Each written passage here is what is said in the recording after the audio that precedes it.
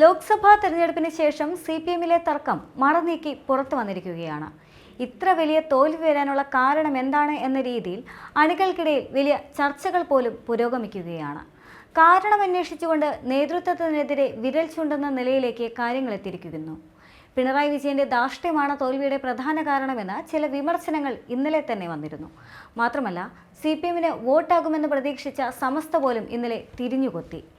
കേരളത്തിൽ പോലീസ് രാജ് നടപ്പിലാക്കുകയാണ് എന്നും അക്രമ രാഷ്ട്രീയം നടപ്പിലാക്കാൻ സർക്കാരിന്റെ മൗനാനുമതി ഉണ്ട് എന്നും ആരോഗ്യമേഖല കുത്തഴിഞ്ഞു കിടക്കുകയാണെന്നും സുപ്രഭാതം ഇന്നലെ വിമർശിച്ചിരുന്നു.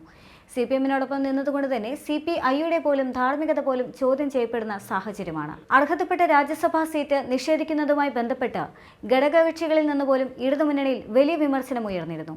രാജ്യസഭാ സീറ്റിൽ കടുത്ത നിലപാട് ഉയർത്തിയിരിക്കുകയാണ് ഇപ്പോൾ CPI.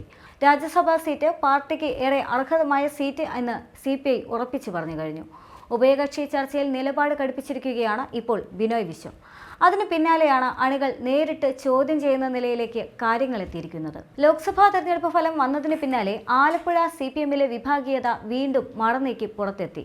കായംകുളം നിയോജക മണ്ഡലത്തിൽ LDF 3-ാം സ്ഥാനത്ത് പോയതിന് പിന്നാലെ വിമർശനവുമായി ഫേസ്ബുക്ക് പോസ്റ്റ് പങ്കുവച്ചതോടെയാണ് വിഭാഗീയതയിലേക്ക് വെളിച്ചം വീശുന്നത്. കായംകുളത്തിന്റെ വിപ്ലവം എന്ന പാർട്ടി അനുകൂല ഫേസ്ബുക്ക് പേജിലാണ് വിമർശനമുയർന്നിരിക്കുന്നത്. കഴിഞ്ഞ ലോക്സഭാ തെരഞ്ഞെടുപ്പിൽ CPM നേതാക്കൾ BJPക്ക് വോട്ട് മറിച്ചുവെന്നാണ് പ്രധാനമായും ഉയർത്തുന്ന ആരോപണം. ഇവിടെ ഏരിയ കമ്മിറ്റി പിരിച്ചുവിടണമെന്നും ഫേസ്ബുക്ക് പോസ്റ്റിലൂടെ ആവശ്യപ്പെടുന്നുണ്ട്. CPM നേതാക്കൾക്കെതിരെ ഗുരുതര ആരോപണങ്ങളാണ് പോസ്റ്റിൽ ഉന്നയിച്ചിരിക്കുന്നത്. പത്തിയൂരിൽ നിന്നുള്ള ഏരിയ കമ്മിറ്റി അംഗങ്ങൾക്കെതിരെയും ദേവികുളങ്ങരയിലെയും കൃഷ്ണപുരത്തെയും നേതാക്കൾക്കെതിരെയും പോസ്റ്റിൽ ആക്ഷേപമുയർത്തുന്നുണ്ട്. തെരഞ്ഞെടുപ്പിൽ CPM-ന്റെ ഏക സിറ്റിംഗ് സീറ്റായ ആലപ്പുഴ മണ്ഡലം കൈവിട്ടതിന് പിന്നാലെയാണ് പാർട്ടിയുടെ ശക്തി കേന്ദ്രമായ കായംകുളത്തെ വോട്ട് ചോർച്ചയെപ്പറ്റി ചർച്ചകൾ ഉയർന്നു വന്നത്. മണ്ഡലത്തിൽ ആരിഫ് പിന്നോട്ട് പോയപ്പോൾ BJP സ്ഥാനാർത്ഥിയായ ശോഭാ സുരേന്ദ്രൻ വൻ കുതിപ്പാണ് നടത്തിയത്. ഇതോടെയാണ് വിമർശനം ശക്തമായത്. പാർട്ടി തലത്തിൽ തന്നെ ഇക്കാര്യത്തിൽ ചർച്ചകൾ സജീവമാണ്. ആരിഫിന്റെ കനത്ത തോൽവിയിൽ ആലപ്പുഴ CPM ഞെട്ടലിൽ തന്നെയാണ്. ഇതിനിടയിലാണ് വിഭാഗീയത വീണ്ടും തലപൊക്കുന്നത്. നേരത്തെ ഇതിന് പാർട്ടി നേതൃത്വം ഇടപെട്ട് ഒരു അറുതി വരുത്തിയതാണ്.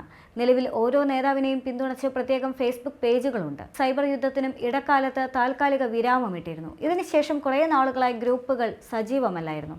എന്നാൽ തെരഞ്ഞെടുപ്പിന് പിന്നാലെയാണ് ഇത് സജീവമാകുന്നത്. ലോക്സഭാ തെരഞ്ഞെടുപ്പിൽ കഴിഞ്ഞ തവണ വിജയം നേടിയ ആരിഫ് ഇക്കുറി 2-ാം സ്ഥാനത്തേക്ക് പിന്തള്ളപ്പെട്ടിരുന്നു.